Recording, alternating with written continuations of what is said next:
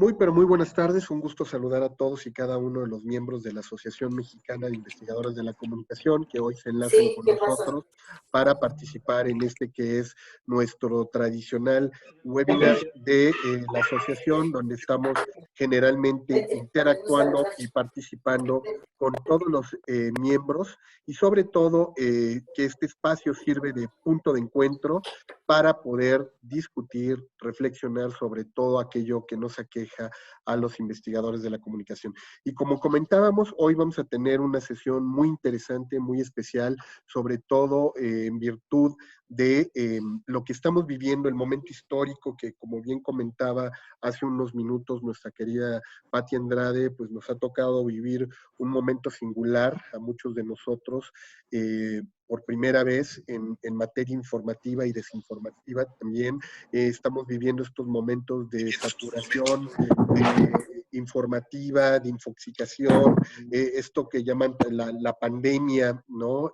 Informativa, y seguramente a partir de esto, pues muchos de nosotros hemos estado tratando de analizar el fenómeno, tratar de comprenderlo, y para ello nos dimos a la tarea de invitar a un experto que, como decíamos, en días recientes ha estado presentando una serie de informes en torno a la pandemia desinformativa que se está viviendo en Internet, y él es el maestro Luis Ángel Hurtado Razo. Luis Ángel, muchísimas gracias por haber aceptado nuestra invitación, por estar el día de hoy aquí con nosotros en este momento también importante para la MIC. Al contrario, muchísimas gracias y para mí es un honor estar con ustedes. ¿No? Y bueno, pues aprovechando, como ya siempre lo hemos comentado, la dinámica de interacción de este webinar, el día de hoy nos acompaña nuestra querida doctora Claudia Benassini como moderadora de este espacio. Ella va a estar fungiendo como moderadora y me voy a permitir leer su semblanza y compartirla con todos los asistentes el día de hoy para que también sepan quién va a estar llevando la dirección de este webinar. Y aprovecho para quienes se acaban de incorporar, les pedimos nada más si pudieran apagar sus cámaras y sus micrófonos para dejar la interacción una vez que concluya la presentación de nuestro invitado. Y les digo, presento a la doctora Claudia Benassini, a quien le agradezco como siempre su participación. Ella actualmente participa como vocal para toda la región del Valle de México de nuestra Asociación Mexicana de Investigadores de la Comunicación, y Claudia, pues para muchos de nosotros gran conocida y muy querida. Ella es doctora en Antropología Social por la Universidad Iberoamericana, es profesora e investigadora en la Facultad Mexicana de Arquitectura, Diseño y Comunicación de la Universidad La Salle, es líder del Grupo de Investigación, Desarrollo e Innovación en Alfabetización Digital, Transmedialidad y Gestión del Conocimiento. Ha investigado la evolución de los medios de comunicación, particularmente la prensa y la televisión, desde sus lógicas de producción, géneros, hasta los nuevos procesos caracterizados por la convergencia, la transmedialidad y el fenómeno multipantalla. A estos intereses se ha incorporado también el tema de la posverdad y la circulación de noticias falsas. Ha desarrollado estas líneas de trabajo desde la perspectiva de los estudios culturales y socioculturales, de ahí la importancia que también el día de hoy nos acompañe en la moderación de este webinar. Actualmente, como les digo, trabaja dándole seguimiento a los medios digitales en el proceso electoral en México, desde la red de observatorios de medios que coordina el CONEIC, institución hermana de la MIC, y ha publicado en diversas revistas especializadas y de divulgación nacionales e internacionales. Cuenta con 3 libros de su autoría, así como múltiples capítulos de libros en diversas publicaciones colectivas. Querida Claudia, bienvenida y muchísimas gracias por aceptar la moderación. Muchas gracias por la invitación y buenas tardes a todos. Y bueno, Clau, si quieres nos permitimos leer también la trayectoria de nuestro invitado y te cedo la palabra. Sí, claro, el currículum de Luis Ángel Hurtado es muy amplio. Tiene estudios básicamente de comunicación, con énfasis en comunicación política, tanto en la Universidad Nacional Autónoma de México como en otras instituciones. Actualmente, además en la UNAM se desempeña como profesor en la Facultad de Ciencias Políticas y Sociales. Asimismo, está estudiando en este momento el doctorado en comunicación en la Universidad Iberoamericana y esperaríamos con mucho interés esa tesis, ¿no? Que tiene que ver seguramente con este tema que nos ocupa en este momento. También ha sido invitado, profesor investigador, pero el invitado sí, del posgrado de periodismo de investigación en la Universidad Autónoma del Estado de México, y ha participado como profesor en la Escuela de Periodismo Carlos Septién García, además de la UNAM, y la Facultad de Estudios Superiores en Acatlán. Tiene varios libros publicados en México, todos ellos sobre comunicación política y procesos electorales, sobre todo los procesos de 2012 y de 2006, además de 10 artículos de corte académico publicados en diversas revistas científicas en México y en América Latina. Profesionalmente es director general de la Consultoría de Comunicación Política Aplicada, donde coordina el área de investigación y coordina un trabajo sobre el uso de Internet en México, que ha tenido más de 400 impactos en medios nacionales e internacionales. Es analista político de diversos medios de comunicación. Quisiera tener un poco en esto del estudio sobre el uso de Internet en México, porque ha sido muy replicado, muy comentado, tanto en redes sociales, en Facebook, en Twitter sobre todo, pero también ha sido objeto de distintos artículos, porque desde luego que además de la importancia que tiene el estudio por sí mismo, es un excelente referente para quienes trabajamos en redes sociales y estos asuntos, porque nos permite, creo, tener información de primera mano sobre cómo se está teniendo acceso a los medios nuevos de comunicación. Particularmente los temas de análisis se centran en el comportamiento de los medios de comunicación, en propaganda, comunicación política, redes sociales e Internet. Creo que con esto podríamos dejarle la palabra a Luis Ángel. Perfecto, pues yo voy a apagar mi cámara, seguimos aquí, Luis Ángel, dando acceso a todos los miembros que se siguen incorporando a este webinar, y el micrófono es todo tuyo. Ok, pues primeramente para mí es un honor estar aquí con los miembros de la Asociación Mexicana de Investigadores de la Comunicación. Para mí pues es un gran honor, y por supuesto es una situación que me provoca pues mucha alegría, sobre todo por el tema que voy a presentarles, que es un tema de mi competencia y de mi interés. Debo de agradecer mucho la invitación al doctor Jorge Hidalgo, y por supuesto también a la doctora Claudia Benassini por la moderación que va a tener en esta presentación. Voy a compartir pantalla para poder empezar a desarrollar el tema que deseo analizar con ustedes. No sé si ya la ven, si la ven. Sí. Sí, perfecto.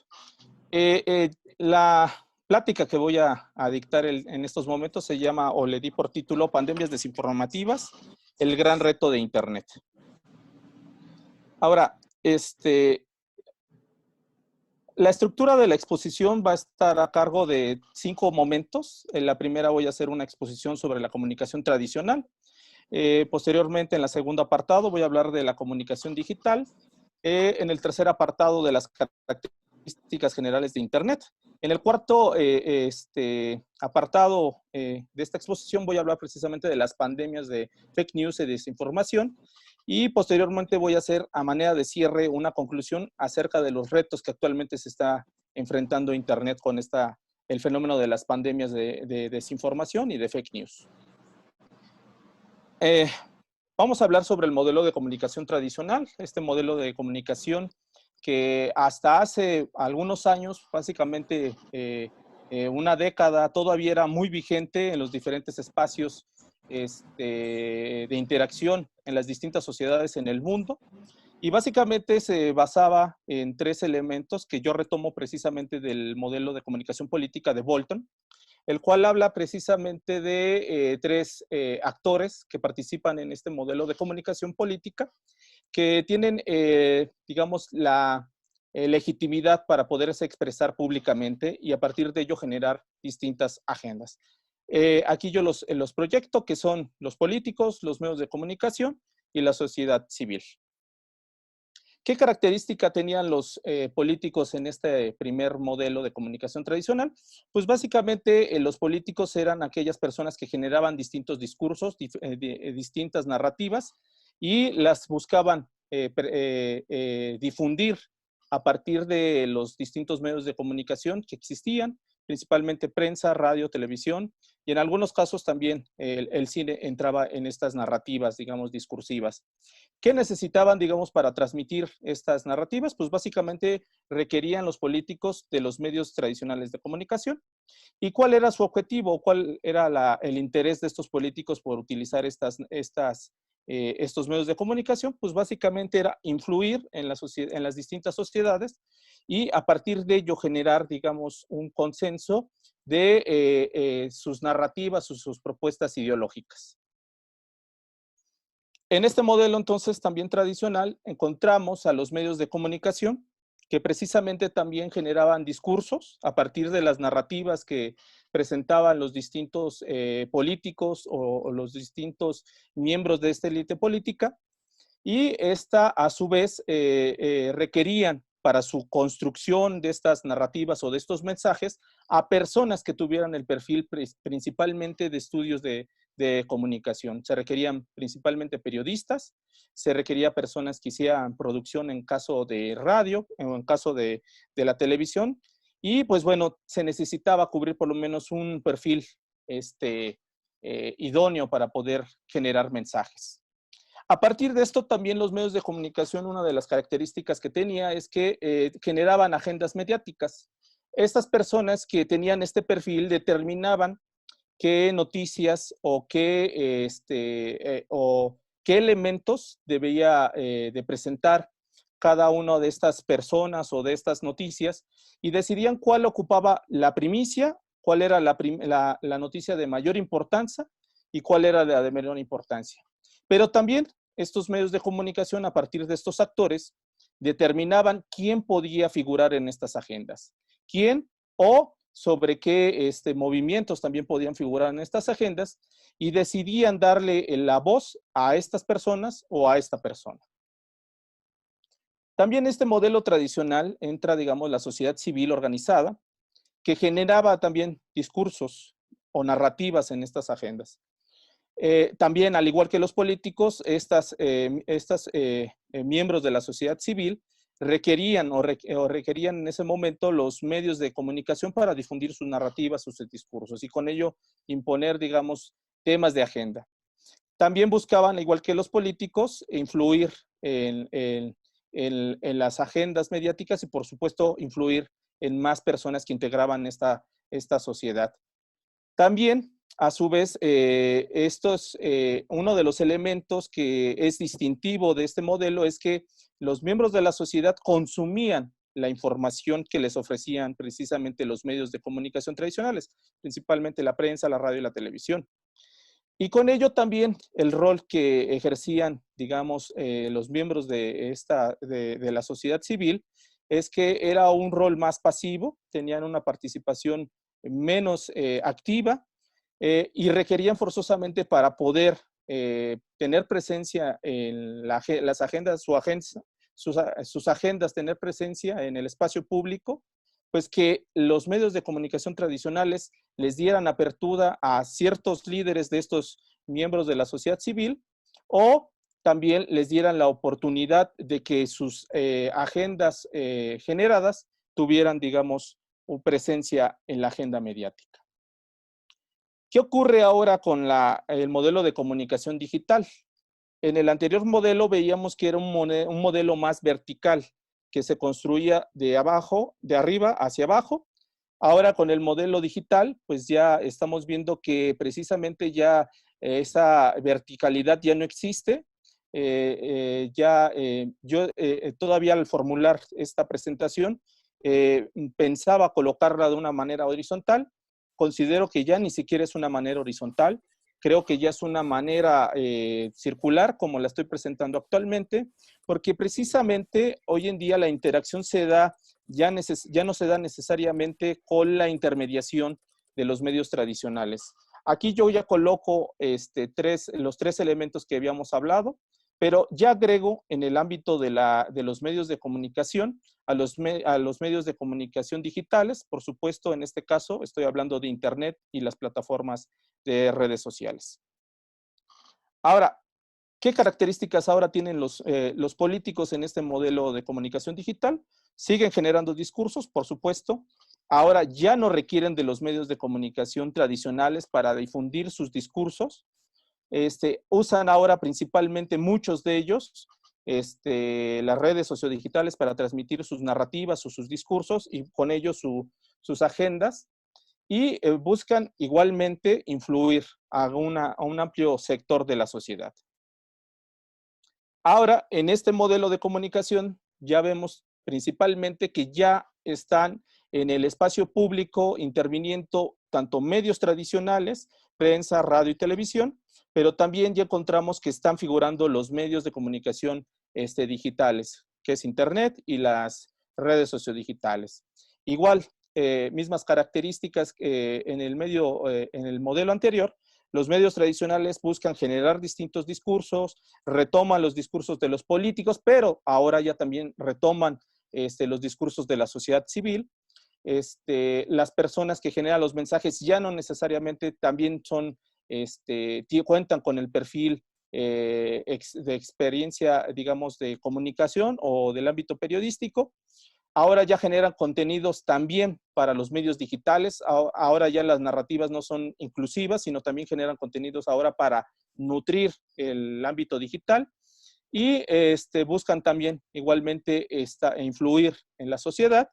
Y pues lógicamente también buscan establecer agendas mediáticas. Aquí todavía la famosa agenda setting tiene presencia. Sin embargo, ahora con la presencia de los medios digitales, vemos que esta agenda setting empieza a diluirse, a ya no tener tanta presencia como la tenía antes.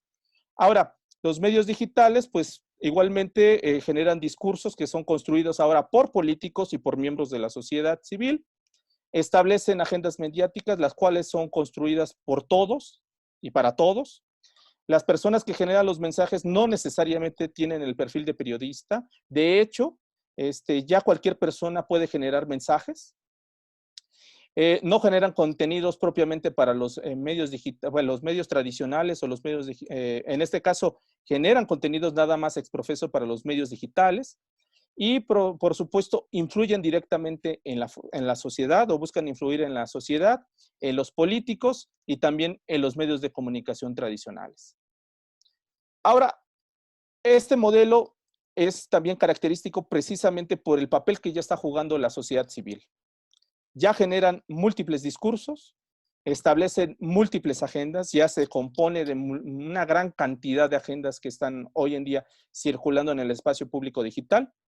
Ya no requieren de los medios de comunicación para difundir sus discursos, influyen en los políticos ya directamente y también, por supuesto, influyen en los medios de comunicación tradicionales, para que pues, estos a su vez retomen sus propuestas, tanto los políticos como los medios tradicionales. Consumen ahora y generan información. Antes, en el modelo anterior, pues nada más el papel era más de consumo. Ahora ya no, ahora se consume y también se genera información. Tienen mayor incidencia o participación directa con los medios de comunicación tradicionales y, por supuesto, en el ámbito digital. Con esto, antes de entrar a este tercer elemento que quiero destacar en mi presentación, vemos que con la llegada de Internet llegaron también nuevos actores, hubo apertura también para nuevos temas, empezaron a circular nuevas narrativas que antes no se discutían en los medios tradicionales, como la equidad de género, como el derecho a los animales, el derecho a las minorías y por supuesto también llegaron narrativas en pro del cuidado del medio ambiente. Pero también con estas nuevas narrativas, también llegaron narrativas que pensábamos que antes, ya no iban a figurar o ya estaban un poco más excluidas, digamos, de las agendas mediáticas o del debate público, que tiene que ver básicamente con discursos que incitan a la discriminación, que incitan a la ira y por supuesto que incitan también al odio o en muchos casos incitan también al atentado en contra de ciertos grupos o ciertos personajes. Ahora, todo esto lo voy a anclar con lo siguiente, con las características que actualmente está desarrollando Internet. Internet hoy en día nos permite mayor horizontalidad con el flujo informativo. También nos permite la generación de redes. Esto es un elemento que se debe destacar. Internet nos ha abierto la puerta para que encontremos, digamos, el espacio para integrarnos a diferentes redes o a diferentes grupos con los que comparten nuestra afinidad, comparten nuestros gustos y, por supuesto, comparten también nuestras preocupaciones y objetivos. También nos ha permitido acercar a información ilimitada. Tenemos hoy el día una gran cantidad de información, la cual pues es nutrida todos los días, en todo momento, en todos los segundos, minutos, horas, se está nutriendo esta información. También nos ha permitido el acceso a esta información desde cualquier parte del mundo. Ya no nos anclamos como en el viejo esquema o en el viejo modelo, en el cual nos teníamos que sentar frente a un dispositivo para poder ver en un tiempo determinado nuestro programa favorito o consumir, digamos, la información noticiosa. Ahora con Internet no, la información también viaja con nosotros y podemos, digamos, acceder a ella desde cualquier punto, en cualquier parte del mundo. Esto que también ha traído con las características de Internet, la interactividad. Antes la interacción se daba de sujeto a sujeto, ahora ya la interacción también se da de sujeto a objeto. No por ello ahora las empresas generadores de hardware invierten millones de dólares para desarrollar mejores dispositivos y por supuesto mejores plataformas o softwares para lograr mayor interacción entre los diferentes individuos que integran hoy la comunidad en Internet. Y con ello, ¿qué nos lleva? A que ahora la interactividad no se haga solamente entre unos cuantos, o la interacción se dé entre unos cuantos, sino se dé de uno hacia muchos, o de muchos hacia muchos. ¿Qué otro elemento o qué otra característica tiene Internet? Pues que es atemporal. Tú puedes consumir en cualquier momento cualquier información que sea de tu interés. Con ello ya la información, a diferencia de otros momentos o del antiguo modelo, la información tiende a caducar, pero también a volverse a revivir, tiende a volver a renacer. Mensajes, hoy vemos que hace años compartían ciertos actores políticos, publicaban en sus distintas redes sociales. Hoy en día, esos mensajes que ya habíamos creído que estaban en el pasado, también renacen y son atraídos o traídos al actual presente. También Internet nos ha permitido precisamente la virtualidad, conectarnos precisamente no necesariamente para estar presentes. Hoy en día un claro ejemplo de ello es que estamos aquí reunidos en este espacio, estamos en diferentes partes de la República o en diferentes partes del mundo y estamos aquí y no necesariamente estamos en un espacio físico para poder desarrollar, digamos, esta actividad. Otro de los elementos que también ha traído Internet es la velocidad con la que fluye actualmente la información. Esta velocidad ha traído o ha generado poner en dinámicas de caos a muchos gobiernos y, por supuesto, a muchos medios de comunicación, porque ahora la información surge y cuando vemos que la información fluye y surge de una manera inmediata, muchos medios de comunicación se han visto rebasados y también muchos gobiernos también han llegado a sentir, digamos, la presión de la velocidad en la cual se está transmitiendo esta información. Con ello, ¿qué ocurre? También Internet ha permitido la construcción social del contenido que actualmente o de la información que está circulando en este metamedio que muchos autores han definido. Para ello, yo he dicho y he formulado la siguiente frase, que es, en el viejo modelo nosotros consumíamos la información que se nos ofrecía a la hora que se nos establecía y desde un lugar específico.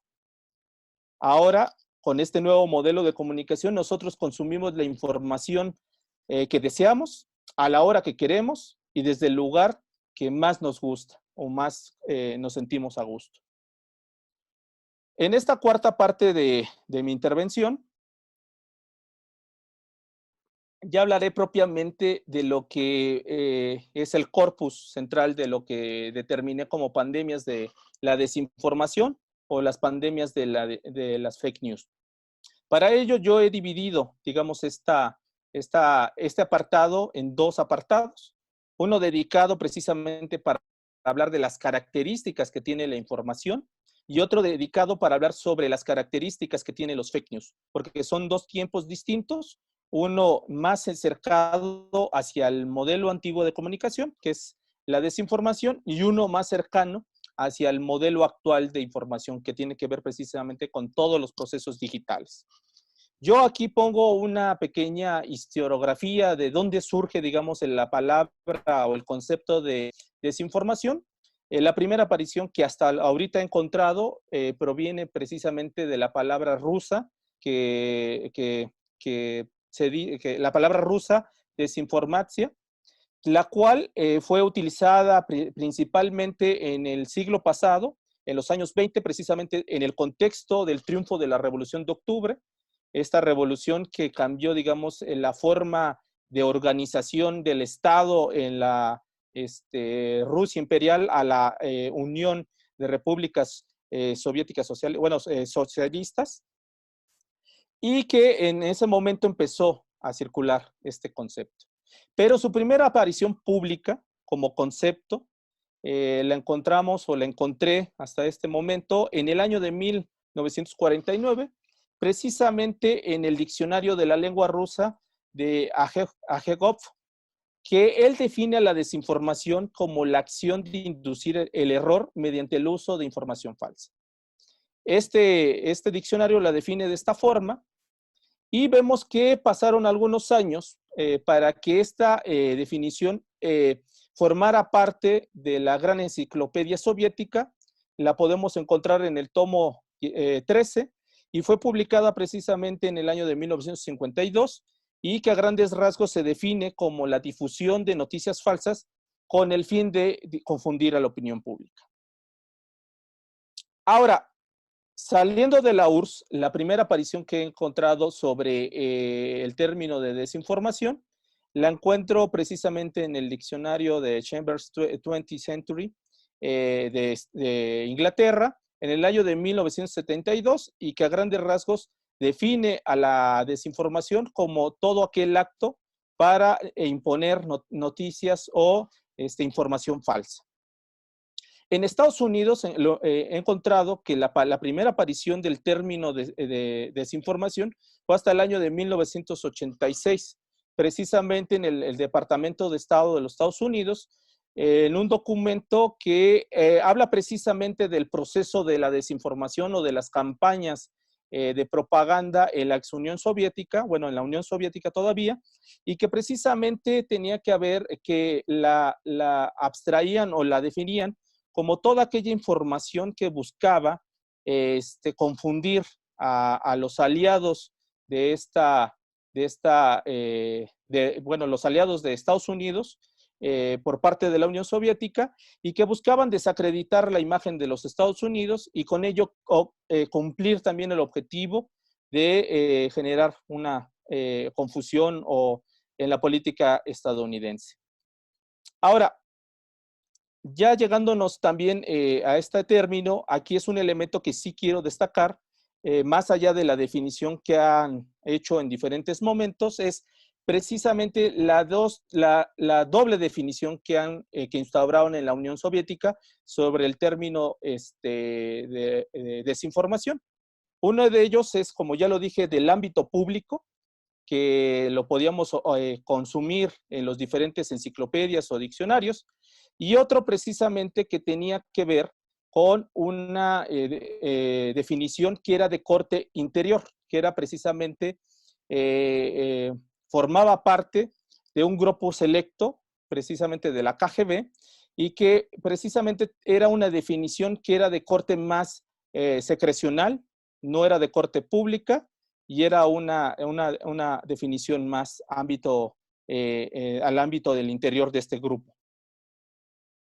Y precisamente en el manual de la KGB, la desinformación cumplía un objetivo para poder, establecer ciertos objetivos que tenía que ver con los siguientes ámbitos, que era confundir a los adversarios políticos, también confundir a la opinión pública al interior de la Unión Soviética, pero sobre todo mantener a discrecionalidad todo lo que tuviera que ver con la información que circulara sobre el acontecer que estaba ocurriendo en la Unión Soviética, pero también al exterior de la Unión Soviética. Para ello, la Unión Soviética construyó un departamento, mejor conocido como Sheka, que tenía como misión que era un departamento, precisamente que era una oficina de desinformación y que constituían o conformaban la desinformación.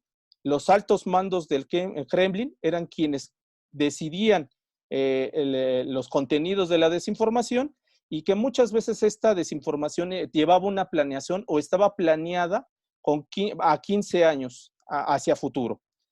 Y en ese sentido, vemos que aquí sí hay una intencionalidad por parte del Estado por construir narrativas de corte de información falsa y que utilizaban principalmente a los medios de comunicación, prensa, radio y televisión, que estaban, digamos, al orden, digamos, del Estado.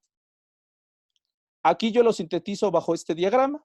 La desinformación utilizaba los medios tradicionales, era generada desde el aparato del Estado, su objetivo era influir en la sociedad interna y externa, y existía una doble definición de la desinformación, una de carácter público y una de carácter no pública.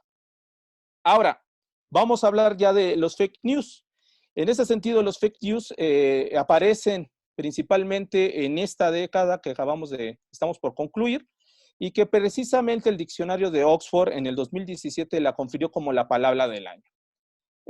A grandes rasgos, los fake news son informaciones falseadas, diseñadas para hacerse pasar como noticias con el objetivo de difundir un engaño o una información deliberada para obtener principalmente un fin político y un fin económico. El objetivo de los fake news es difundir un engaño o una desinformación deliberada, como ya lo repetí. Ahora, aquí, a diferencia de la desinformación, los fake news son construidos también ya no únicamente por el Estado, también son construidos por miembros de la sociedad civil. Yo pongo aquí el caso que fue muy sonada en el 2016, el caso de la ciudad de Vélez, en este caso en Macedonia, donde precisamente circularon en el 2016, durante el proceso electoral en Estados Unidos, alrededor de 140 sitios que hablaron sobre la política y las elecciones de los Estados Unidos y que eran administrados principalmente por adolescentes sin un interés político y no compartían un dominio de la lengua inglesa. Ahora, durante este proceso electoral en Estados Unidos, un sitio web en Vélez llegó a tener un promedio de tráfico 1 millón de visitas por mes. ¿Esto qué representa? Que la desinformación se vuelve un negocio y se vuelve también una fuente viable de ingresos y de trabajo para muchos jóvenes. En Macedonia, en Vélez, dentro de su Producto Interno Bruto, el cuarto lugar es precisamente derivado de la generación de fake news. Ahora, ¿cuál es el procedimiento que ahora se rige para generar fake news? Pues es relativamente sencillo. Se genera una nota, la cual puede ser sobre X tema, luego se comparte mediante cualquiera de las redes sociodigitales más populares en el momento, y esta se pauta a raíz, digamos, de esta red sociodigital, o sea, se paga para que se posicione como tema de tendencia en el espacio público digital, y con ello se vuelve en cuestión de minutos o de horas un tema de conversación. Esto también se vuelve tendencia gracias al algoritmo de Facebook, que genera principalmente, o es generado no solamente de Facebook, sino de dinámica de las distintas redes sociodigitales y de Internet bajo la lógica del famoso fenómeno mejor conocido como la cámara de eco, que es yo sigo lo que quiero, a las personas que quiero y que comparten ciertas afinidades. La gente que no comparte mis gustos ni mi opinión queda fuera de esta cámara. Con ello genera una resonancia al interior de esto y nada más nos informamos como nosotros creemos que es esta realidad.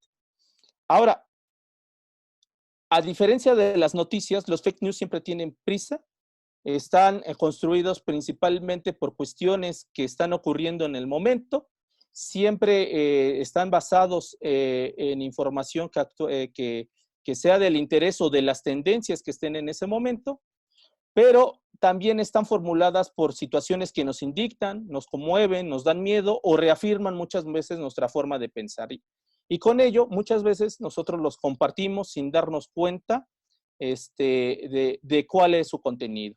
Aquí yo pongo más o menos la estructura de lo que son las fake news. Usan los medios digitales principalmente, son generados también por los aparatos de los distintos estados, pero usualmente, a diferencia de la desinformación, esta es generada por también los usuarios de Internet.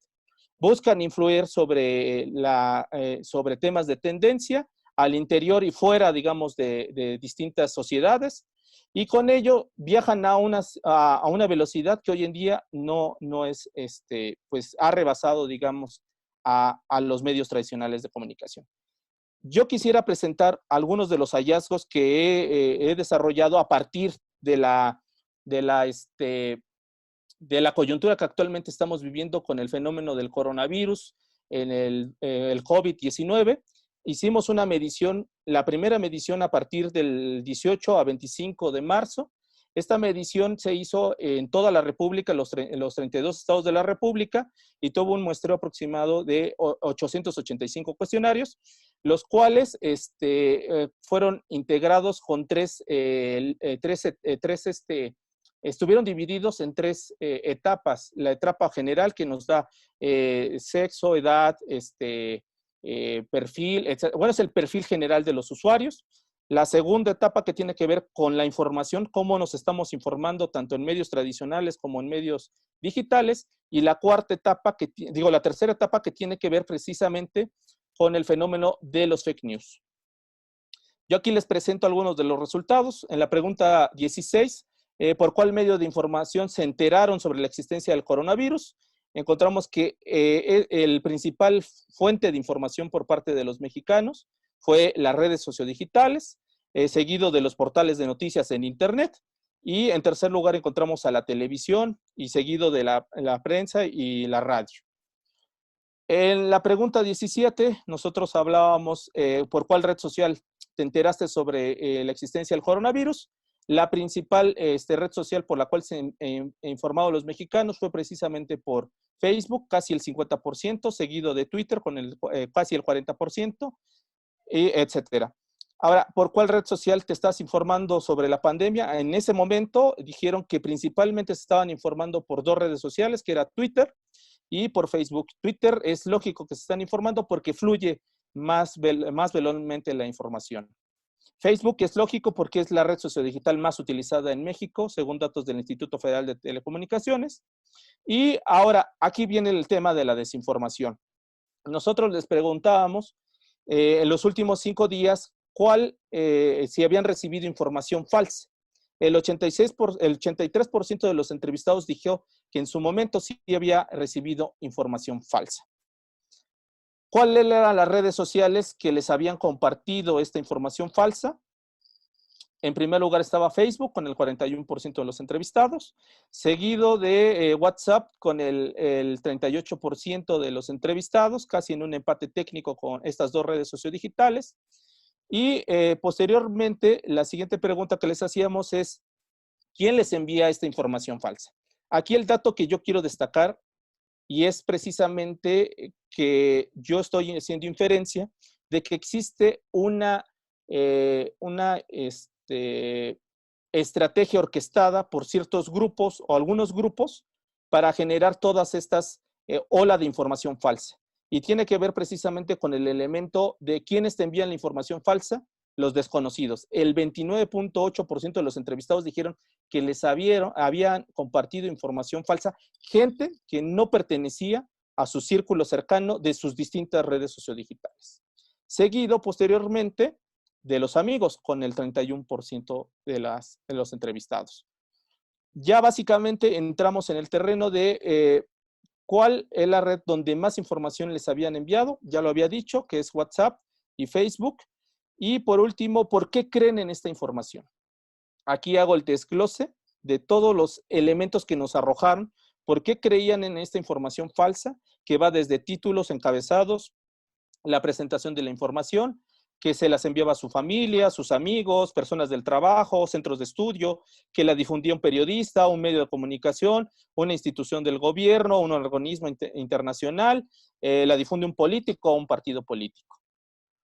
Nosotros a raíz de eso preguntábamos quiénes creían que estaban generando la información falsa. Bueno, ¿a quién está generando información confiable? Perdón, aquí. ¿Quién consideraban que estaba generando información confiable? Aquí están los diferentes indicadores que arrojaron este estudio. Encontramos que en primer lugar estaba el subsecretario de Salud, lo cual es lógico porque él es el que está dando la información en tiempo real, bueno, en tiempo oficial más bien, y los diferentes actores. Vemos que los medios de comunicación y los periodistas se encuentran en una tercera y quinta posición. ¿Y qué arroja todo esto?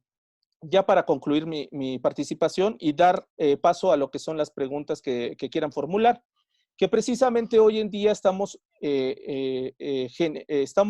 entre un dilema muy grande, y este es el reto que tiene actualmente Internet. Principalmente que estamos viendo que hay personas que están generando deliberadamente información falsa y que muchas veces esta información falsa es propiciada para desacreditar actores políticos, a instituciones, a gobiernos, a diferentes empresas también, pero uno muy importante que son aquellas personas que en un momento generaban información que considerábamos verídica, que son los medios de comunicación y los periodistas. Por ello, yo aquí presento unas conclusiones. ¿Cuál es el mayor reto? Pues acercar o generar que los usuarios tengamos mayor información de calidad y que por supuesto sea cierta. Evitar precisamente la propagación de los fake news en el espacio público digital, y con ello, ¿qué va a derivar? Pues que estos fake news ya no contaminen tanto este espacio público digital y por lógica también en el espacio público real, y por ello construir una mejor deliberación entre los usuarios de Internet que a su vez consoliden o busquen consolidar mejores procesos de carácter democrático. Y con ello, ¿qué vamos a lograr también? Pues que se erradiquen discursos que inciten al odio y por supuesto también a la intolerancia. Con ello, pues les agradezco mucho este espacio para poder conversar con ustedes. Cedo la palabra y el micrófono para quien quiera preguntar. Nuevamente agradezco a la MIC este espacio y por mi parte es todo. Muchas gracias. Más bien, muchas gracias a ti, Luis Ángel. Nuevamente le cedemos la palabra a nuestra moderadora, la doctora Claudia Benassini, para que pueda iniciar la interacción. Si quieren prender cámaras y micrófonos, de preferencia en la parte lateral donde aparecen todos los participantes en su módulo, tienen la opción con botón derecho de activar la manita para levantarla. Si no, por favor, si nos lo pueden indicar, aunque sea a través de la cámara, para que Claudia pueda identificar quiénes quieren interactuar con nosotros, se los vamos a agradecer muchísimo. Claudia, adelante. ¿No te escuchamos, Clau?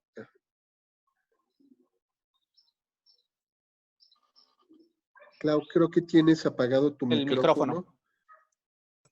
Perdón, ahora sí. Ya tenemos 3 preguntas.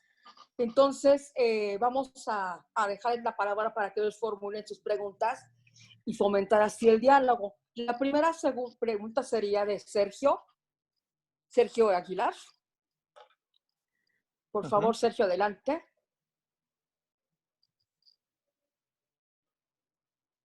También si puedes encender tu micrófono. Bueno, buenas tardes.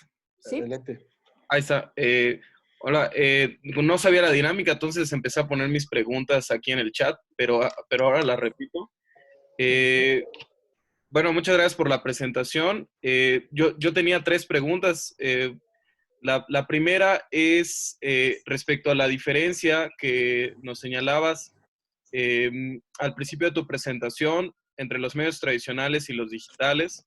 Tú indicabas que en los segundos uno puede leer la información que desea en el lugar que desea. Eh, y bueno, yo aquí me preguntaba si realmente es eso lo que acontece, ¿no? Si yo leo la información que deseo, cuando pues no leo la información que deseo, leo la información que se oferta, ¿no? Entiendo y estoy de acuerdo, no ignoro que hay una mayor oferta, pero no es una oferta que yo desee, es la oferta que existe, ¿no? Creo que esa precisión sería importante, ¿no? Porque si nos quedáramos, creo yo, con la idea de que yo leo la información que deseo, entonces quiere decir que yo deseo leer noticias falsas o que las noticias falsas se plantean como lo que yo deseara leer, ¿no? Bueno, esa era mi primera pregunta. No sé si lanzo las 3 o me quedo con esta y se responde, o cuál sea la dinámica. Yo creo, Sergio, que puedes formular las 3 Ok. para que Luis Ángel pueda ver si las abarca en una sola respuesta o qué, Claro. y después que haya más posibilidades. Ok. En la página 22 de tu presentación enumerabas características de las fake news, pero me daba cuenta de que las mismas características, tal cual tú las escribías, aplicaban perfectamente igual a noticias, pues, reales, ¿no? Entre comillas, por llamarlas de algún modo, ¿no? Eran noticias que apelaban a encabezados, que trataban de hechos que están en boga. Entonces, si checas esa página, me daba la impresión, era la página 22, que todas esas características aplicaban exactamente igual para noticias reales. Entonces, ¿cómo podríamos establecer esta distinción? Y la última pregunta que tengo, eso es una cuestión, creo yo, mucho más precisa. Entiendo que obviamente nos diste nada más el resumen de las preguntas de la encuesta, pero sería bueno que tal vez nos contaras cómo sabía el usuario que había recibido información falsa. O sea, la pregunta era si ha recibido, y la gran mayoría dijo que sí, pero no se aclaró cómo sabía el usuario que sí la había recibido en algún punto, ¿no? Y bueno, esas son las 3 preguntas. Gracias. Ok. ¿Quieren que conteste estas 3 primero o Sí, hacemos? sí, esa sería la dinámica. Bueno, sobre la cuestión de la información, ciertamente no necesariamente vamos a encontrar tal cual la información que nosotros queremos, pero sí la información que en llegado momento es más cercana a nuestros intereses. Por eso, en ese sentido, nosotros seguimos a ciertos actores, seguimos a ciertos medios de comunicación, seguimos a ciertos políticos, a diferentes líderes de opinión, porque precisamente esa es la información que más se acerca a nosotros. Es como vernos en un espejo o tratar de vernos en un espejo. Lógicamente, el espejo no va a reflejar exactamente lo mismo, o no va a buscar reflejar exactamente lo mismo. Eso por una parte. La segunda, me preguntabas acerca de las características de la información real y la desinformación. Pues precisamente ese es el interés de la desinformación o de los fake news, que buscan que se conformen bajo las características que tiene la información real. Por eso son hoy en día a veces tan difíciles de detectar que muchas veces hasta periodistas de mucho prestigio, de muchos años, han caído o han sido presas de esta desinformación o de esta información falsa. Eso por una parte. Eso por una parte. Ahora, la tercera elemento que tú me preguntas de cómo se enteraron que era información falsa, sí hay una pregunta que no incluí en este muestreo porque precisamente acoté toda esta exposición a 45 minutos y es un estudio que abarcó aproximadamente 73 preguntas, muchas de ellas de corte cerrado y otras de corte abierto. ¿Cómo se percataban de que era información falsa? Porque precisamente hay una pregunta que les formulábamos de cómo se dieron cuenta. Pues básicamente la gran mayoría decía que porque un compañero del trabajo, un compañero de su familia, o un compañero de la escuela, o se habían percatado en las mismas redes sociales de que habían caído presas de la desinformación. Habían sido parte, digamos, de noticias que habían circulado como verdaderas y que realmente eran falsas. Ok, gracias, Luis Ángel, gracias, Sergio. Le damos la palabra, por favor, a Patti Andrade, porque tenemos todavía varias preguntas, ¿sí? Gracias. Mira, Luis, me encanta tu trabajo. Creo que yo lo respondí por ahí, con la curiosidad de conocer las preguntas. Y bueno, se confirma lo que estábamos platicando 2 minutos antes de que iniciara tu charla, ¿no? O sea, no estamos muy lejos de aquella del posguerra. Las noticias falsas siempre han existido, lo que no había era redes sociales. Es obvio que los grupos hegemónicos también ya estaban presentes, han estado presentes desde siempre. No siempre es el gobierno. Hay otros grupos que son los que intentan utilizar la información por no llamar manipular, en fin. ¿Cómo le hacen? Pues ya lo sabemos, a través de nuestras propias maneras de ver el mundo. Entonces, uno de los problemas que existen es con lo que estamos conviviendo todos los días, que es nuestras propias creencias en relación al miedo a la muerte y tal. Entonces, la pregunta concreta es, ya sabemos que el WhatsApp es el que está generando, digamos, más confusión, porque de hecho lo presentas en tus datos, junto con el Facebook, pero quiero suponer que tanto el Facebook como el Twitter, que la gente está consultando, lo que están viendo son noticias. Entonces, si ese dato lo tuvieras, sería maravilloso. Si en tu encuesta logras detectar que lo que la gente está viendo en Facebook y en Twitter son noticias de periodistas y de medios de comunicación, se confirmaría la hipótesis de que estamos en un momento oportuno para que los periodistas y los trabajadores de los medios nos tomemos en serio esta oportunidad para empezar a confirmar que es chance para el periodismo. Entonces, sí, de alguna manera lo dices al final, en tu última diapositiva, queda como muy claro que están consultando medios de comunicación y periodistas. Entonces, quisiera saber si nos puedes proporcionar esa información, para mí sería muy valiosa. Mira, te agradezco mucho la pregunta, Rita. De hecho, sí consideramos, déjame comentarte, en el corpus del estudio, sí consideramos el papel de los medios de comunicación. De hecho, hicimos una escala de cuánto credibilidad cada medio de comunicación le está confiriendo los entrevistados. Hicimos una escala de 0 a 10 y por cada medio, desde prensa, radio, televisión, internet, por supuesto, ahí metimos los portales de noticias y redes sociales. Y a cada uno de estos, las personas respondían conforme a la creencia y también le depositaban si la información, la desinformación o los fake news se habían originado desde estas fuentes informativas, que son la prensa, la radio, la televisión o las redes sociales e internet. Sí tengo ese dato, con mucho gusto yo te lo comparto. De hecho, lo voy a hacer público, déjenme decirlos. A partir del día de mañana, trabajamos arduamente para que a partir del día de mañana el estudio esté completo en la página de Comunicación Política Aplicada y lo puedan consultar ahí directamente. Ahora, déjenme decirles que este estudio lo realizamos previo a entrar México a la segunda fase de contingencia. Fue cuando se declaró por parte de la OMS como pandemia mundial y se realizó en esa etapa.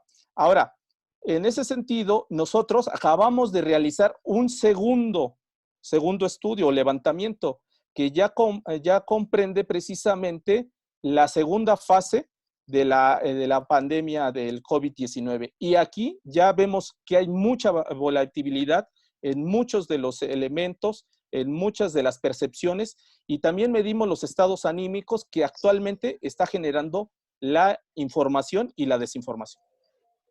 Solo una pregunta antes, pero sí tienes el dato de que cuando consultan Facebook o Twitter, ¿están consultando medios?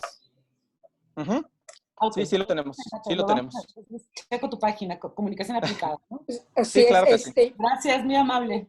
No, ¿de qué? Gracias, Luis Ángel. Sergio te agradece la respuesta a sus preguntas. Y también Jorge Hidalgo acaba de poner en el chat la Sí. dirección electrónica, en donde podrán consultar a partir de mañana los resultados de este estudio. Mayra, por favor, si quieres tener tu intervención. Sí, buenas tardes. Me integré un poquito tarde, pero alcancé, creo que la parte muy importante, entonces no quiero retrasar. Digamos que un poco mi gran duda, yo estoy trabajando ahorita una tesis sobre uso de bots y me he estado, digamos que, chocando un poco con este tema de la manipulación, la desinformación, y yo quiero enfocarlo pues llevar el uso de bots a este tema de las fake news, cómo están aportando. Pero me ha costado mucho trabajo como definir a partir de qué ubicar bots. Entonces, ya tengo una metodología, pero mi duda es si ustedes en este estudio tienen algún elemento de ese tipo en el que ustedes estén viendo este fenómeno, o sea, pensando que finalmente la propagación de las fake no es por públicos orgánicos, sino también a partir de ciertos elementos tecnológicos. Entonces, ¿ustedes cómo lo están abordando y cómo crees también que ayuda a que esto se dispare más? Y como dices, que incluso, pues, periodistas y de todo tipo, o sea, es una pena porque antes bueno, al menos yo decía, confírmalo con un periodista. Y hoy en día ya no puedes hacer eso, porque todos se pueden estar equivocando. Entonces, regresando a mi duda es, ese elemento, ¿ustedes cómo lo detectan o cómo lo manejan en tu estudio? Mira, te agradezco, Mayra, por la pregunta.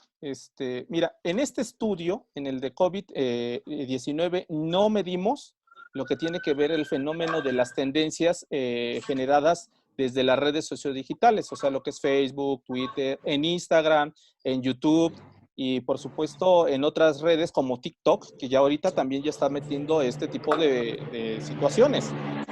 Nosotros no, en este estudio del COVID-19 no medimos esto, pero desde el año pasado nosotros hemos hecho estudios por cada una de las redes sociodigitales, desde Facebook, Twitter, Instagram, WhatsApp y por supuesto YouTube. Y ahí sí medimos precisamente el papel que están jugando las tendencias en la desinformación. Ahí sí viene esta parte. Ahora, del caso de la vinculación que tú haces con la desinformación, hoy en día la desinformación va mucho de la mano, o los fake news van de la mano, de una estrategia no solamente de generar la noticia y esparcirla de una forma pautada, sino que hoy en día también la estrategia parte de que hay granjas de bots o granjas de personas que están a partir de eso compartiendo esa misma información. O también, no solamente granjas físicas, hay algoritmos de cuentas robotizadas que están compartiendo esa misma noticia en N cantidad. Esto que provocó que el año pasado en Estados Unidos principalmente Twitter decidiera poner un filtrado para eliminar todas estas cuentas automatizadas con el fin, con el simple hecho de evitar la propagación pautada por una parte y por otra parte automatizada de lo que es la desinformación, ¿sí? Porque precisamente la desinformación cuando se vuelve tendencia, lo vivimos ayer con el caso de la alza de la luz, ¿no? Que corrió por ahí el rumor y se volvió tendencia en Twitter. Ya estaban todos linchando a Bartlett y al gobierno, etcétera. Y me asombró que muchas personas, periodistas destacados, líderes de opinión, inclusive también grandes académicos, cayeran, digamos, en esta tendencia y fueran parte, digamos, de esta oleada que se está constituyendo con la velocidad de la información que actualmente está circulando en las redes sociales. Con mucho gusto, en la página de Comunicación Política, ahí tenemos más información y datos sobre ello. Yo estoy construyendo actualmente un libro sobre cómo utilizamos las redes sociales en México y también estoy construyendo un libro precisamente de los fake news y todo este aparato que actualmente se está conformando. ¿Sí? Muchas gracias. Gracias. Consulto la página. Claro que sí. Muchas gracias. José Luis, por favor. No, si tenías problemas con el audio, no sé si voy. Ahí voy. Perfecto. Ahí voy. Bueno, la pregunta, doctor, yo quisiera hacerle dos cuestiones. ¿Cómo califica los mensajes de los influencers, youtubers, de este periodismo que usted menciona que cualquiera puede mandar mensajes? ¿Cómo califica ese periodismo en redes y el periodismo profesional, que son los medios tradicionales? Vemos en las mañaneras a un grupo que ahora argumenta tener un periodismo peticionario, gestionario, entre lo que el pueblo bueno solicita al gobierno y eliminar a las oficinas de atención ciudadana. Esa es una primera pregunta. Y la segunda, ¿ha analizado los mensajes tanto de fakes como de noticias en la teoría de la argumentación? Ahí se puede detectar si hay argumentación o no hay argumentación, sino simplemente golpeteo, denuncia, descalificación. Gracias por sus respuestas.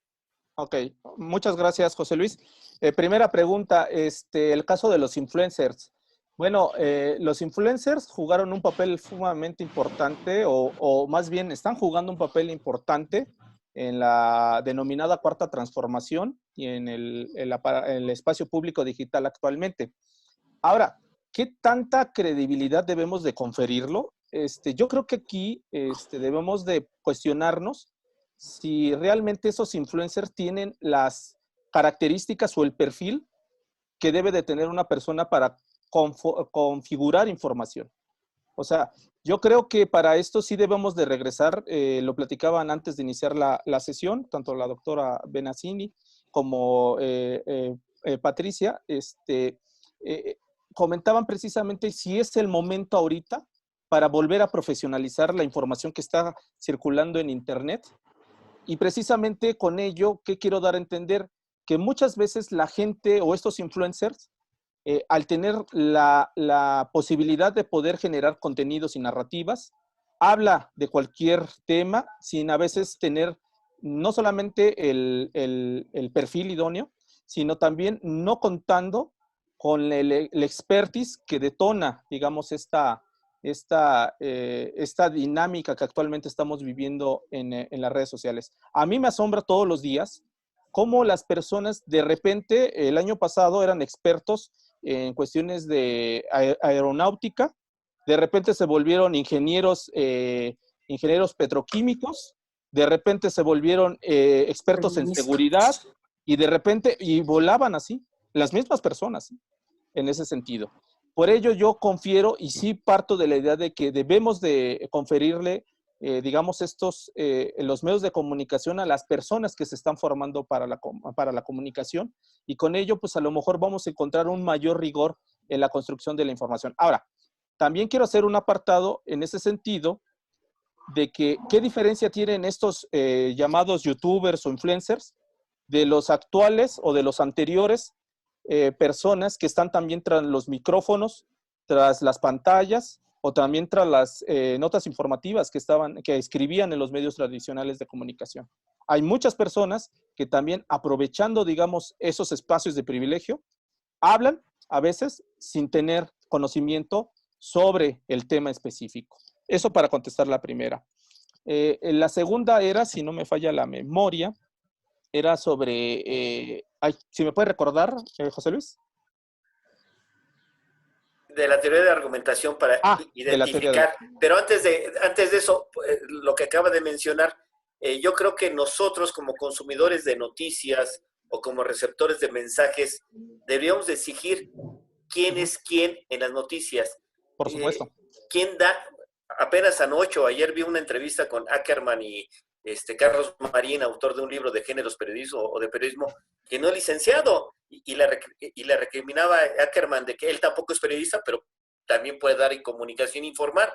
Entonces, claro, como que es necesario establecer un rigor, perdón por el atrevimiento, metodológico del periodista. Por supuesto. Necesitamos promover, doctor Jorge Hidalgo, lo hemos comentado, una teoría del periodismo. Por supuesto. Necesitamos crear la verdadera carrera, porque la academia y y las organizaciones de medios tradicionales han dejado el periodismo sin mayor capacitación más que los géneros periodísticos. Exactamente. Yo comparto el mismo comentario.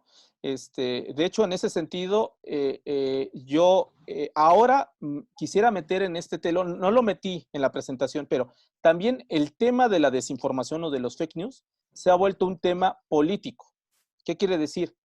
Hay personas que desde la izquierda dicen quién genera la desinformación, pero también desde la derecha acusan que generan desinformación. ¿Con ello qué quiere decir? El concepto de desinformación también tiene que verse desde la óptica de quien le conviene en su momento. ¿Sí? Bajo esa narrativa. Ahora, yo comparto esa parte de que debemos de profesionalizar y exigirle también nosotros como usuarios a los periodistas que generen información con mayor rigor. Yo por eso en algunas ocasiones he celebrado muchas de las preguntas que han formulado en las mañaneras o actualmente en las conferencias de las 7 de la noche con el COVID-17. He celebrado muchas preguntas, pero también he sido crítico de muchas preguntas que no van ni al caso. Pero bueno, ok, no sé qué otra pregunta tenga. Muchas gracias. Sobre esto que señala José Luis, yo creo que es muy importante esto de los géneros, como estamos solamente con los géneros, porque la divulgación de la ciencia era un ámbito del periodismo que se ha perdido. Y entonces sobre todo las conferencias nocturnas, pues mandan a los reporteros, digamos, con algún criterio que no sabemos, pero que no necesariamente tienen la información y la formación suficiente para preguntar sobre los temas. Y bueno, por esto también han resultado algunas veces muy caóticas, ¿no? Pero bueno, le dejaría la palabra, por favor, a Rafael Robledo. Uh-huh. Listo. Luis, ¿qué tal? ¿Cómo estás? Mucho gusto saludarte. ¿Qué tal, Rafael? Dos preguntitas basadas sobre todo en los resultados del estudio, en el que llamó mi atención que la principal fuente de información es, la gente la considera al subsecretario López-Gatell. Y por ahí muy alejado, con un 14% creo, estaban los periodistas y los medios, ¿no? Entonces, en este contexto, las dos preguntas. La primera, ¿no crees que estamos siendo demasiado ingenuos en pensar que el gobierno no nos miente? O sea, ¿no crees que más allá de las habilidades de comunicador del subsecretario, que son innegables y que son extraordinarias, pero pareciera que el rayo purificador que tiene consigo el presidente ha alcanzado también esta parte de que, pues, si sale él, lo dice y es verdad.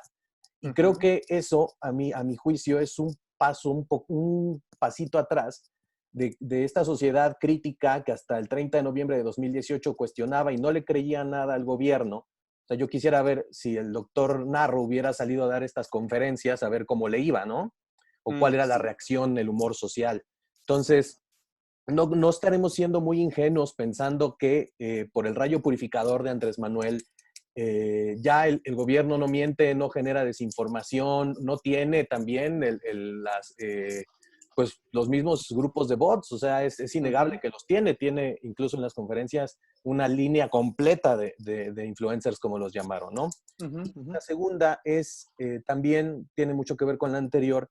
¿Cuáles serían los retos para las escuelas de periodismo, las escuelas de comunicación? Sobre todo en esta misma lógica de pensar que cada mañana el presidente se para enfrente y dice, es que los medios ya no se necesitan, ya no necesitamos periodistas. ¿Por qué? Porque yo me paro aquí todas las mañanas y les digo lo que ustedes tienen que saber.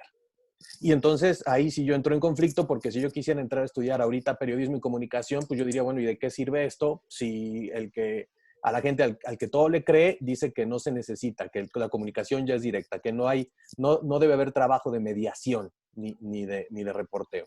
Serían mis preguntas, Luis. Gracias. Gracias, Rafael. Bueno, la primera pregunta, pues claro que todo gobierno miente. No es único la desinformación no es un caso aislado o único. Actualmente las fake news son únicos de la sociedad o de todos aquellos actores que estén, digamos, de oposición en contra del gobierno. No. También el gobierno genera desinformación. También genera tendencias, eso es muy cierto. Hay estudios que han comprobado que hay una red una red muy bien orquestada desde el gobierno o desde grupos cercanos a esta simpatía con el gobierno, que actualmente pues generan tendencia, pero sobre todo critican a todos aquellos que cuestionen las políticas que actualmente está llevando a cabo el gobierno de la cuarta transformación. En ese sentido, la desinformación, yo lo he dicho, no respeta ni género, no respeta clase, no respeta edad.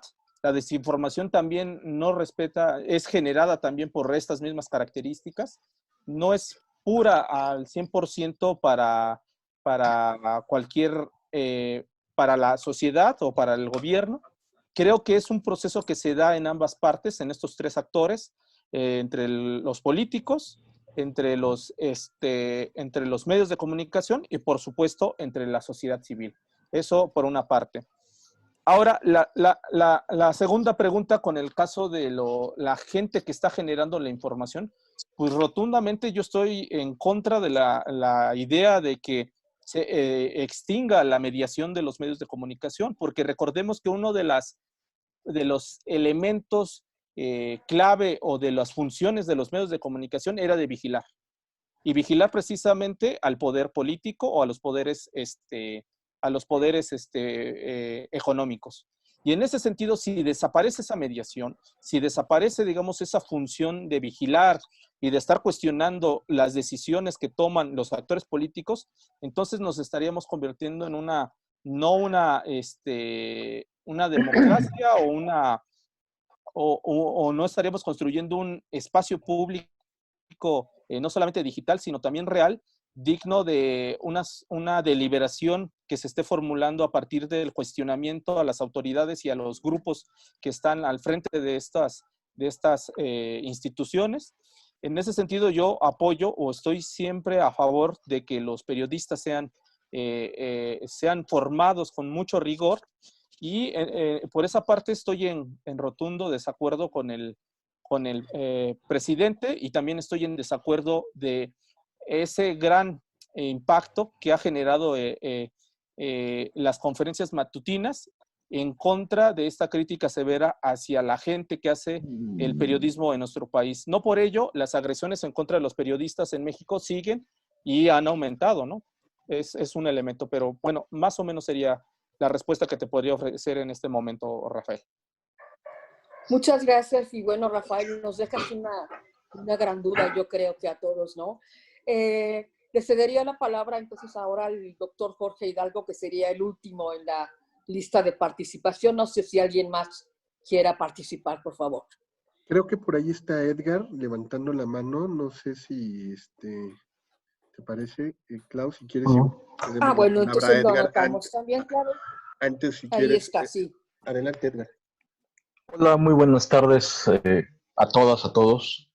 Luis, felicidades por la presentación. Gracias. Estamos en un periodo muy interesante donde la polarización política está generando un impacto sobre la percepción pública de un problema mundial. Hace poco se discutía qué tanto creen los mexicanos en el tema de la severidad del virus que nos aqueja en estos momentos. Y me resultaba preocupante que la mayoría, una buena parte de la sociedad consideraba que esto o era un mito o era algo inventado o exprofeso como alguna medida descabellada de algún poder, incluso internacional. Sin embargo, la comunicación tanto del gobierno, en el parte gubernamental yo ubico una posición dual, podría calificarla como bipolar, porque mientras hay un esfuerzo institucional por parte del doctor Gatell de advertir sobre los problemas de la pandemia y las consecuencias de esta, otra posición, desde mi percepción personal, del presidente de la República tratando de minimizar o incluso yendo en contra de las posturas que intenta establecer el doctor Gatell. Y del otro lado, hay una oposición que lejos de ayudar a intentar resolver el problema, intenta sacar beneficios políticos con estrategias muchas veces apoyadas en las fake news, y que también poco a poco colabora a resolver este tema. Desde tu percepción, ¿cuál sería en estos casos una manera de intentar llegar a un esfuerzo de minimizar o de resolver este conflicto, esta polaridad política sobre un tema de seguridad nacional? Eso una. La segunda, me gustaría saber si tu estudio tiene la segmentación por rangos de edad de las preguntas que colocaste. Ok, Esas claro. serían las dos. Perfecto. Ok, primeramente, gracias, Edgar. Voy a contestar primero la última pregunta, porque es la más sencilla de contestar. Sí, el estudio contempla rango de edad, nivel socioeconómico, o sea, si trabaja o no trabaja, si estudia, también abarca en qué entidades se aplicó la muestra, bueno, la proporción por cada entidad, y un perfil de si es hombre o mujer, etcétera, etcétera. O sea, sí esa parte sí la tenemos en el estudio. Eso por una parte. Por la parte de la polarización, es un fenómeno que está presente no solamente en México, es un fenómeno, la polarización está presente en todo el mundo y ha sido a raíz también de este nuevo modelo de comunicación que actualmente estamos viviendo. Y tiene que ver precisamente también con la presencia de este fenómeno de desinformación.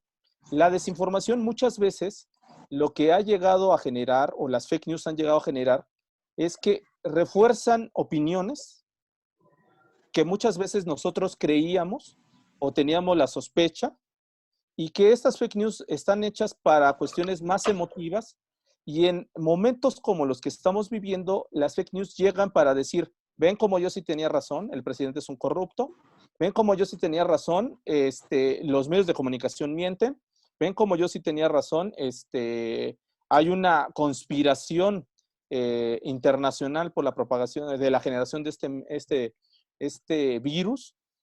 Es un fenómeno muy complejo. ¿Cómo se puede atender? Pues yo lo puse hasta el último, digamos, de mi presentación, pues exigiendo primeramente información de mayor calidad, que esto conlleva a una responsabilidad no solamente de las figuras públicas, sino también de las figuras no públicas, o sea, de los ciudadanos o de las personas que estamos construyendo todos los días el debate público en la esfera pública digital de Internet. En ese sentido, nosotros, al generar más exigencia, no solamente a los políticos, sino también a los medios de comunicación, ellos se van a ver forzados a mandar a mejores periodistas a cuestionar al presidente, a preparar mejor a estos periodistas, pero sobre todo también al presidente y a los actores políticos, a que ya no reciten una serie de elementos que son más de adoctrinamiento o una narrativa más cercana a estas cuestiones evangélicas, que más bien den datos fehacientes, reales, y con ello vamos a lograr, digamos, aminorar esta brecha que estamos viviendo actualmente en estos escenarios de polarización. Pero también, así como le vamos a exigir a las autoridades, también le tenemos que exigir a los líderes de opinión, le tenemos que exigir a la oposición también, y por supuesto a todos aquellos influencers que hoy se están construyendo. A mí, la verdad, ayer me aterró la noticia de que un influencer, sabiendo que tiene COVID-19, decidió salir a las calles de la Ciudad de México a hacer compras y con ello ver si qué ocurría, cómo se sentía y todo eso. O sea, estamos hablando de también un doble reto, un reto en el cual no solamente sean los actores políticos, no solamente sean los medios de comunicación, sino también una sociedad que también se debe de preparar, y esa sociedad preparada va a exigir mejores medios de comunicación y, por supuesto, mejores políticos, y con ello vamos a disminuir esta polarización y entrar más a un debate construido con argumentos, y no caer en ese binomio que yo tanto he criticado, que es o estás conmigo o estás en mi contra, o eres mi amigo o eres mi enemigo. Eso no ayuda a nada, no abona nada al terreno del debate, a la construcción del debate político, y muchas veces también nosotros abonamos, digamos, en ese terreno de si estoy a favor o estoy en contra de algo. Creo que esa sería, a grosso modo, una forma de disminuir los fenómenos de la polarización. Muy bien, gracias Gracias. por tu respuesta. Yo creo que, bueno, con respecto al influencer, me parece que podemos seguir el espacio para comentar que ya están todas las quejas y todas las demandas. El PAN metió por ahí también un recurso. Excelente. Necesitamos entrar a YouTube, a su canal, y dejar por lo menos 30 quejas, que sí las podemos juntar, por si se quieren Perfecto. sumar. 30 Por supuesto. quejas en YouTube, al canal de YouTube, y entonces con esto se lo cierra, una. Y la otra tiene que ver con el asunto de las emociones, que yo creo que la difusión de las fake news también apela mucho a esta cuestión, pero bueno, a lo mejor sería como otro asunto, ¿no? Creo que gran parte, por ejemplo, de esto de la pandemia, el gran rechazo que se tiene hacia los grupos médicos y entre los empleados, los trabajadores, tiene que ver mucho, más que con ignorancia, más que con rechazo, más que con odio, creo que tiene que ver con miedo. Por supuesto. O sea, hay un miedo verdaderamente irracional a contagiar, que los obliga a realizar este tipo de cosas, ¿no? Porque, bueno, si son tus vecinos, vas a convivir con ellos el resto de tu vida y los agredes de esta forma, por ejemplo. Pero bueno, dejémosle entonces la palabra a Jorge Hidalgo, por favor. Jorge.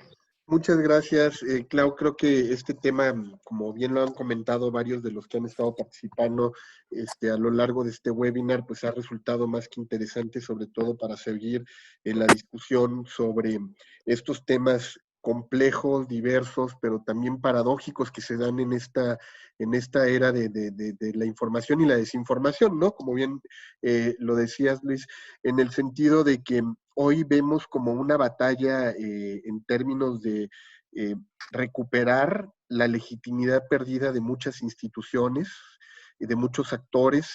Todo el mundo está tratando de recuperar su credibilidad en el espacio público, pero también dentro de esa búsqueda por la legitimidad estamos viendo, como decías, la aparición de más actores que quieren notoriedad.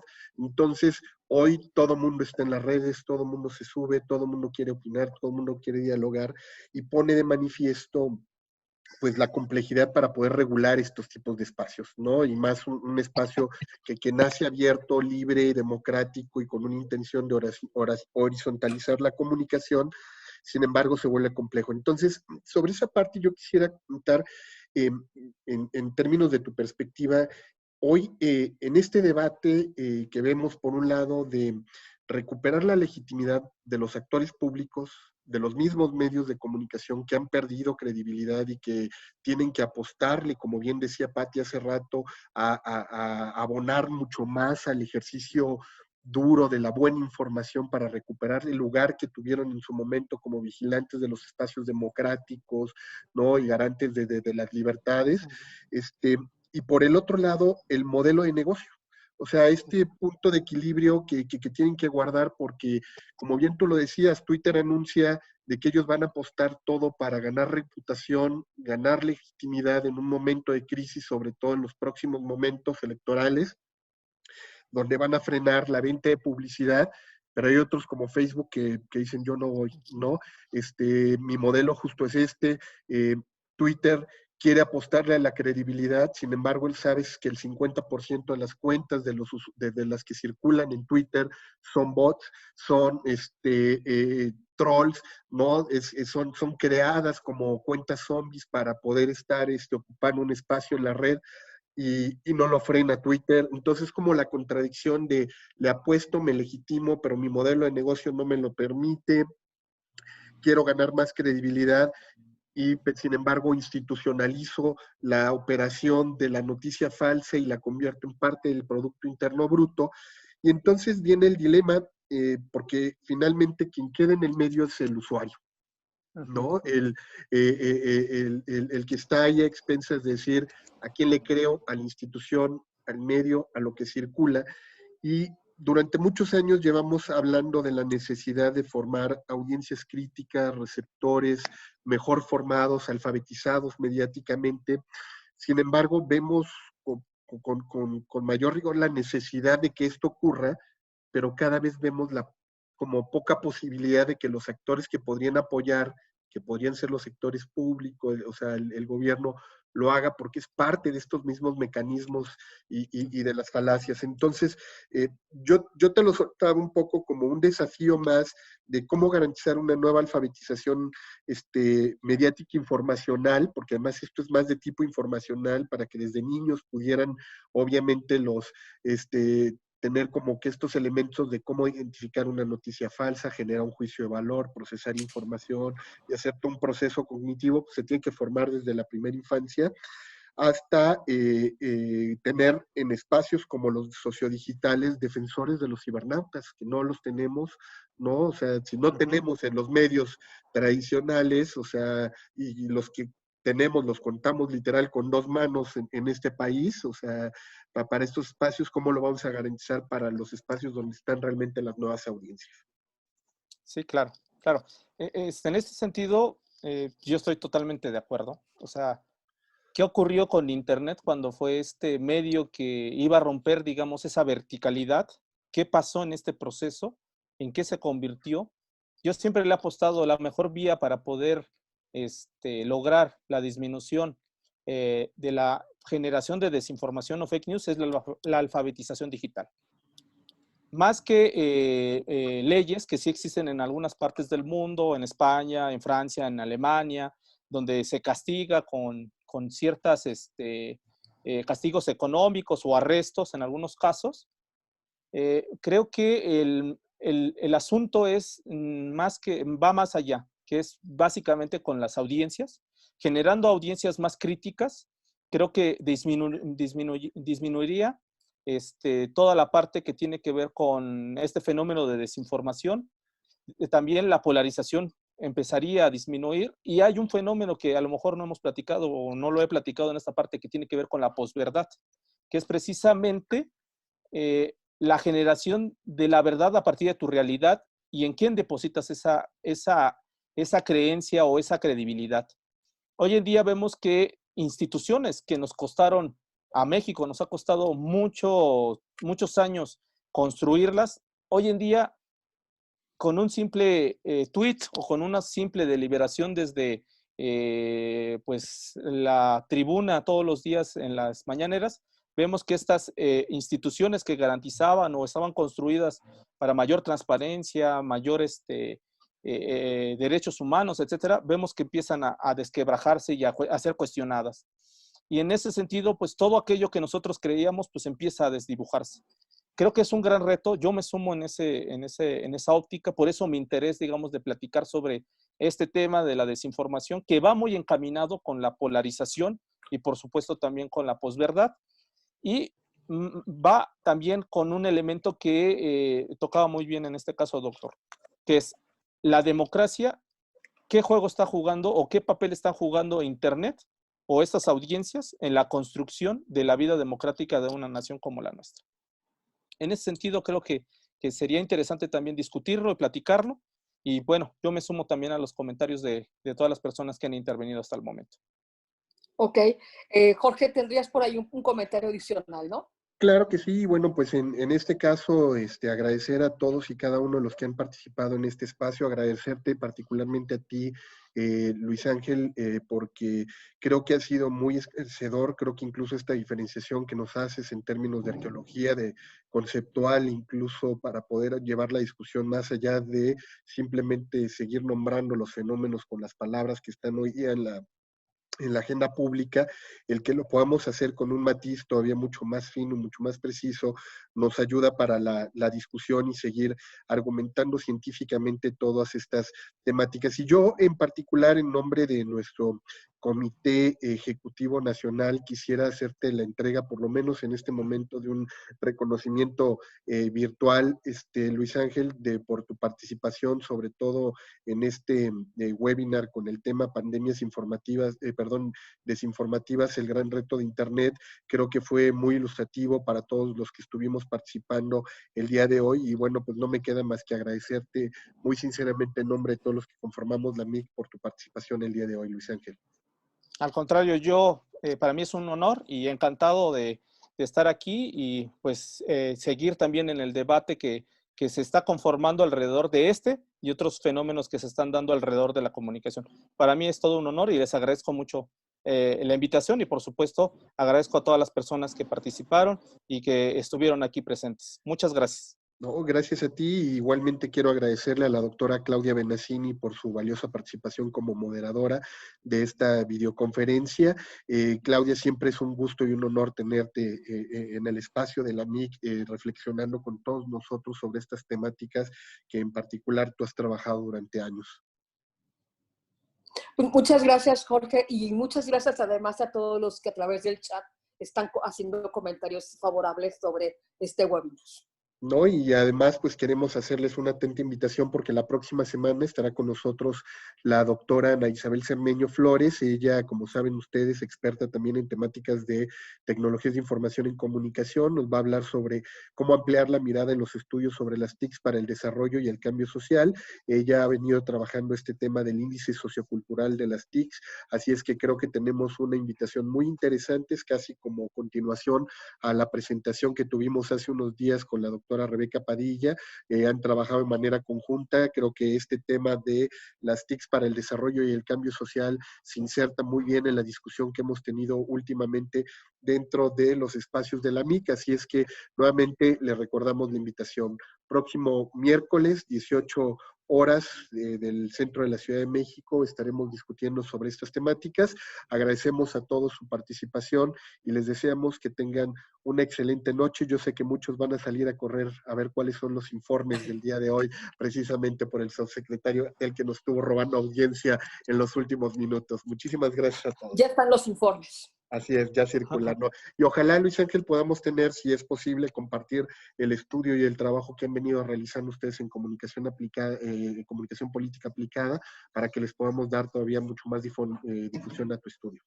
Claro que sí, con gusto. El día de mañana ya tienen los resultados de este estudio que presenté y ahí también en la página están disponibles muchos más de los estudios que hemos realizado y cuanto tenga ya bien sintetizados y revisados los resultados de esta segunda medición, con mucho gusto también se los hago, se los comparto y déjenme comentarles que vamos a hacer una tercera medición cuando sea ya entremos a la tercera etapa de esta pandemia. O sea, en una semana. Ahora, Sí, fíjate qué interesante, porque ya no tuvimos la oportunidad de hablar de ese punto y me hubiera encantado conocer tu opinión, Luis Ángel. Cuando decíamos, en esta lucha por tener la notoriedad y la exclusiva, llevábamos 3 días recibiendo mensajes todos de Joaquín López Dóriga de que iban a anunciar para el día de mañana ya la entrada de la tercera fase, ¿no? Entonces, pues habrá que ver cómo justo las batallas y las discusiones que se arman ahí, pues también tienen que ver con eso, ¿no? O sea, el tener un espacio ganado, pues a veces te lleva a perder también mucho de tu legitimidad como informador por andar jugándole a ver quién lleva la primicia, ¿no? Claro que sí. Yo creo que los mismos medios te lo están diciendo. La prensa, con los periódicos que estoy trabajando en este momento, están dedicándole muchos espacios a cómo en distintos estados los hospitales se están preparando. Pero ya, digamos, ese es el tema central de la agenda, ¿no? Los preparativos de los hospitales en distintos estados, lo cual quiere decir que esto es inminente, no mañana, como dice el señor López Dóriga, pero seguramente será la próxima semana o a más tardar en un par de semanas, ¿no? Claro, claro. Sí, de hecho, nosotros queremos hacer esa tercera medición porque vamos a valorar el papel que están jugando los medios de comunicación, la información, por supuesto que está circulándose alrededor de esta coyuntura, el papel que está jugando Internet, las redes sociodigitales, las emociones que se están desprendiendo de todo esto que estamos viviendo y sobre todo también esta parte de los actores políticos y de los actores no políticos, el papel que están jugando, digamos, en esta coyuntura y en especial los medios de comunicación, sobre todo los periodistas. Creo que eso es muy importante. Vamos a hacer estas 3 mediciones para poder, digamos, tener ya un panorama más amplio de cómo se fue dando la tendencia, la percepción de la ciudadanía en cuanto al manejo de los medios de comunicación y en cuanto a la desinformación, por supuesto. De hecho, nosotros realizamos previo a este estudio un estudio dedicado única y exclusivamente a la polarización. Cómo estábamos polarizando los mexicanos en las redes sociodigitales y fuera de las redes sociodigitales. Y ahí tenemos elementos de quiénes están generando la polarización y quiénes son también los precursores de este fenómeno que actualmente estamos viviendo. Pues muy interesante. Esperamos esa parte. Claro que sí, para mí todo un gusto volver a estar aquí con ustedes. Claro que sí. Muchísimas gracias. Gracias a todos. Que tengan una excelente tarde. Un honor estar con ustedes. Hasta luego, buenas noches. Hasta luego. Adiós. Felicidades, muy buena presentación. Buen día. Hasta luego. Gracias. Hasta luego.